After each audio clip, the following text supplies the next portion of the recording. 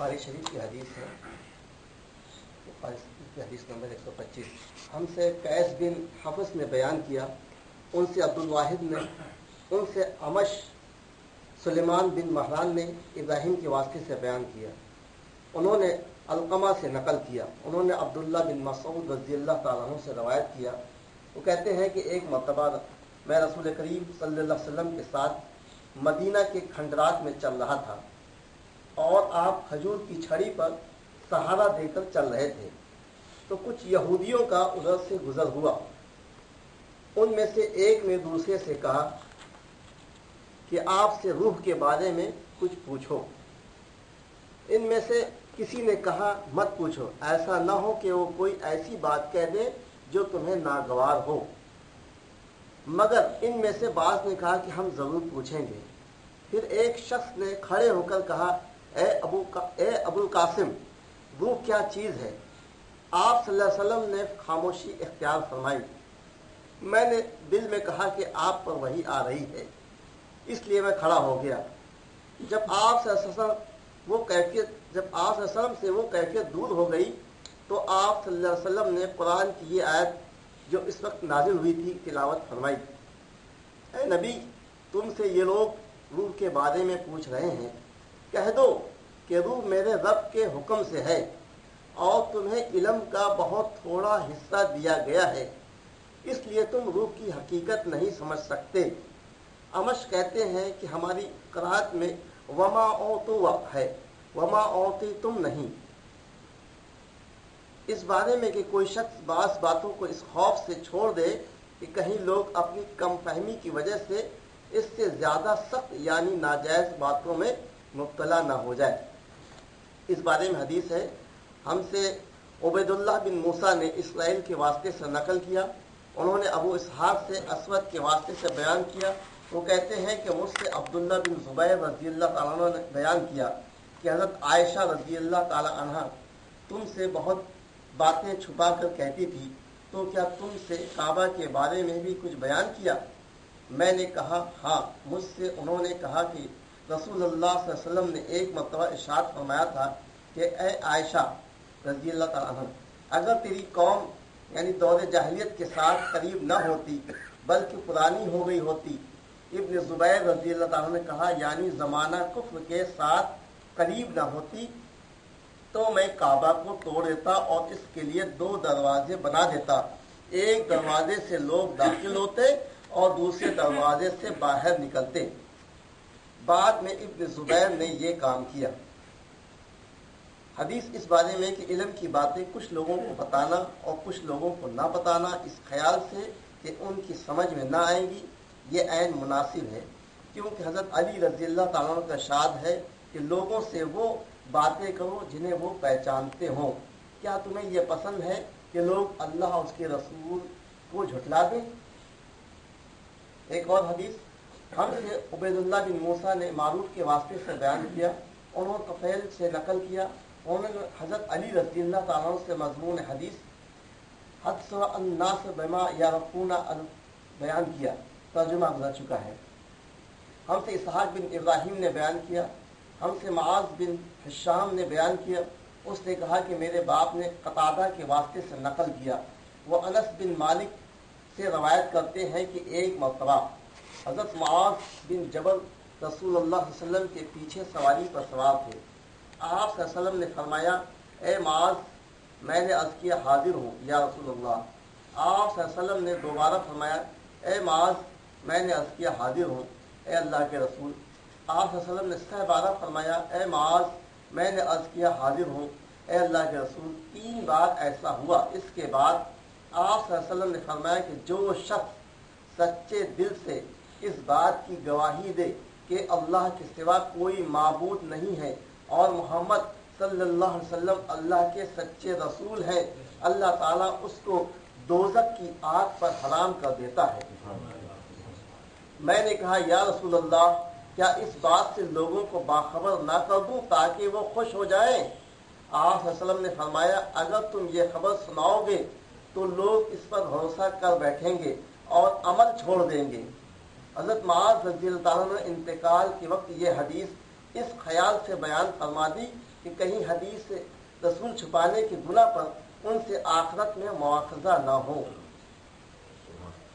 ایک اور حدیث ہم سے مسدد نے بیان کیا، ان سے معتمر نے بیان کیا، انہوں نے اپنے باپ سے سنا، انہوں نے حضرت انس رضی اللہ تعالیٰ عنہ سے سنا، وہ کہتے ہیں کہ مجھ سے بیان کیا گیا کہ رسول کریم صلی اللہ علیہ وسلم نے ایک روز معاذ رضی اللہ تعالیٰ عنہ سے فرمایا کہ جو شخص اللہ سے اس کیفیت کے ساتھ ملاقات کرے کہ اس نے اللہ کے ساتھ کسی کو شریک نہ کیا ہو، وہ یقیناً جنت میں داخل ہوگا۔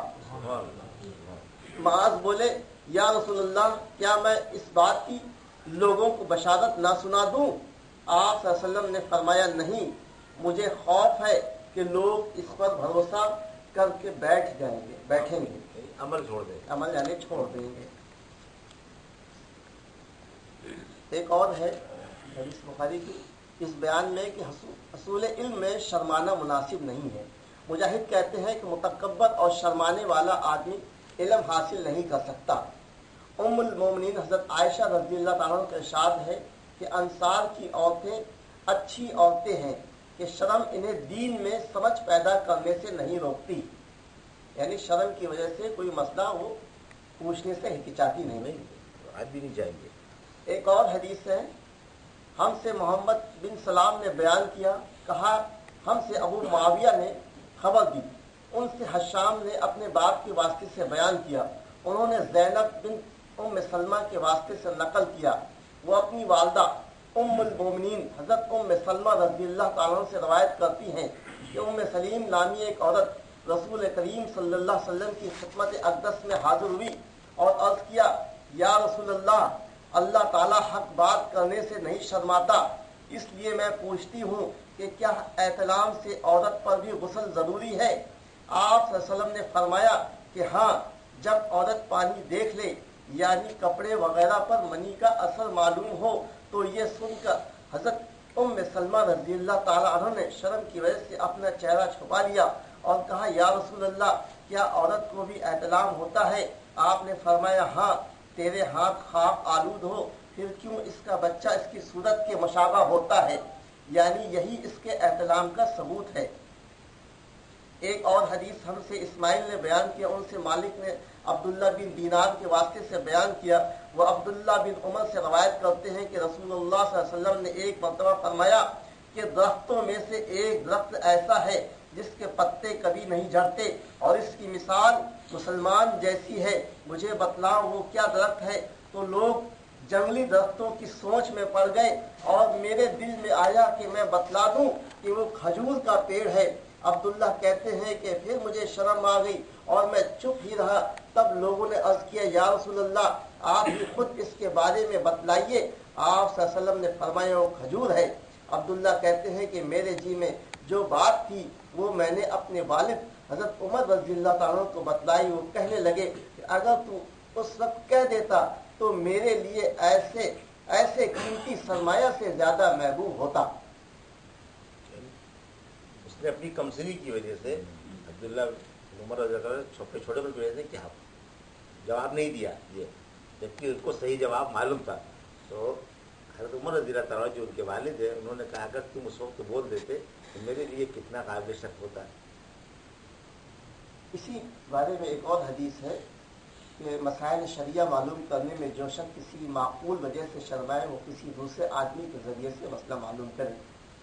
حدیث نمبر 132 ہم سے مسدد نے بیان کیا، ان سے عبداللہ ابن داؤد نے امش کے واسطے سے بیان کیا، انہوں نے منظر سوری سے نقل کیا، انہوں نے محمد بن الحنیفہ سے نقل کیا، وہ حضرت علی رضی اللہ تعالیٰ عنہ سے روایت کرتے ہیں کہ میں ایسا شخص تھا جسے جریان مزی کی شکایت تھی، تو میں نے اپنے شاگرد مقداد کو حکم دیا کہ رسول اللہ صلی اللہ علیہ وسلم سے دریافت کرے، تو انہوں نے آپ صلی اللہ علیہ وسلم سے اس بارے میں پوچھا۔ آپ صلی اللہ علیہ وسلم نے فرمایا کہ اس مرض میں غسل نہیں ہے، ہاں وضو فرض ہے۔ ایک اور حدیث اس میں علمی مذاکرہ کرنا اور فتویٰ دینا جائز ہے۔ ہم سے قتیبہ بن سعید نے بیان کیا، کہا ہم کو لیث بن سعد نے خبر دی، ان سے نافع مولا عبداللہ بن عمر بن خطاب نے، انہوں نے عبداللہ بن عمر رضی اللہ تعالیٰ سے روایت کیا، کہ ایک مرتبہ ایک آدمی نے مسجد میں کھڑے ہو کر عرض کیا یا رسول اللہ آپ ہمیں کس جگہ سے احرام باندھنے کا حکم دیتے ہیں؟ تو رسول اللہ صلی اللہ علیہ وسلم نے فرمایا مدینہ والے ذوالحلیفہ سے احرام باندھیں اور اہل شام جحفہ سے اور نجد والے قرن منازل سے۔ ابن عمر رضی اللہ تعالیٰ عنہ نے فرمایا کہ لوگوں کا خیال ہے کہ رسول اللہ صلی اللہ علیہ وسلم نے فرمایا کہ یمن والے یلملم سے احرام باندھے، اور ابن عمر رضی اللہ تعالیٰ عنہ کہا کرتے تھے کہ مجھے یہ آخری جملہ رسول اللہ صلی اللہ علیہ وسلم سے یاد نہیں۔ حدیث اس بارے میں کہ اس کے سائل کو اس کے سوال سے زیادہ جواب دینا تاکہ اسے تفصیلی معلومات ہو جائے۔ ہم سے آدم نے بیان کیا، ان کو ابن ابی زائد نے نافع کے واسطے سے خبر دی۔ وہ عبداللہ بن عمر رضی اللہ تعالیٰ عنہ سے روایت کرتے ہیں، وہ رسول اللہ صلی اللہ علیہ وسلم سے اور دوسری سند میں زہری سالم سے کہا وہ ابن عمر رضی اللہ تعالیٰ عنہ سے وہ نبی صلی اللہ علیہ وسلم سے روایت کرتے ہیں کہ ایک شخص نے آپ سے پوچھا کہ احرام باندھنے والے کو کیا پہننا چاہیے؟ آپ صلی اللہ علیہ وسلم نے فرمایا کہ نہ قمیص پہنے، نہ صافہ باندھے، اور نہ پاجامہ، اور نہ کوئی سرپوش اوڑھے، اور نہ کوئی زعفران اور برس سے رنگا ہوا کپڑا پہنے، اور اگر جوتے نہ ملے تو موزے پہن لے اور انہیں اس طرح کاٹ دے کہ ٹخنوں سے نیچے ہو جائیں۔ یہ احرام پہننے کے اوپر کچھ شرطیں ہیں بتائیے۔ آج جو حدیثیں پڑھی گئیں اس میں کسی کو اگر کوئی بات حدیث شریف کے متعلق وضاحت چاہیے ہو تو ٹھیک کر دی جائے۔ الحمدللہ آسان اردو میں تھی، آسان زبان میں تھی، پھر بھی اگر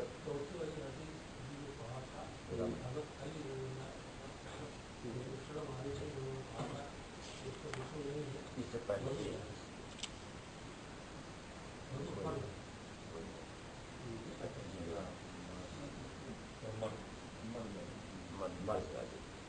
جس کو ٹھیک اگر کسی شخص کو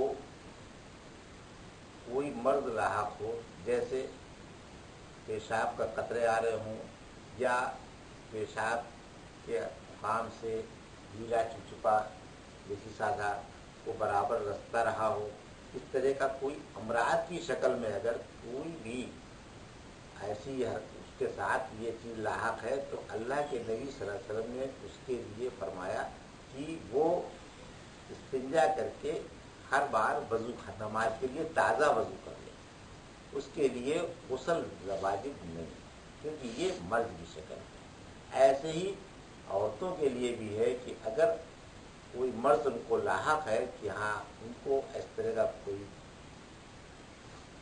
جو ایام ان کے ہوتے ہیں اس ایام کے علاوہ جو ایام یعنی دن جو مخصوص ہیں ان کے حیض کے، ان کے علاوہ اگر کوئی دن میں اس طرح کی ان کے ساتھ کوئی پریشانی ہو کہ برابر کوئی چیز خارج ہو رہی ہے، چاہے وہ لال رنگ کی ہو چاہے وہ پیلے رنگ کی ہو، کسی مٹملے کی، لیکن تو اس پر بھی غسل واجب نہیں ہے، وہ پاک ہیں۔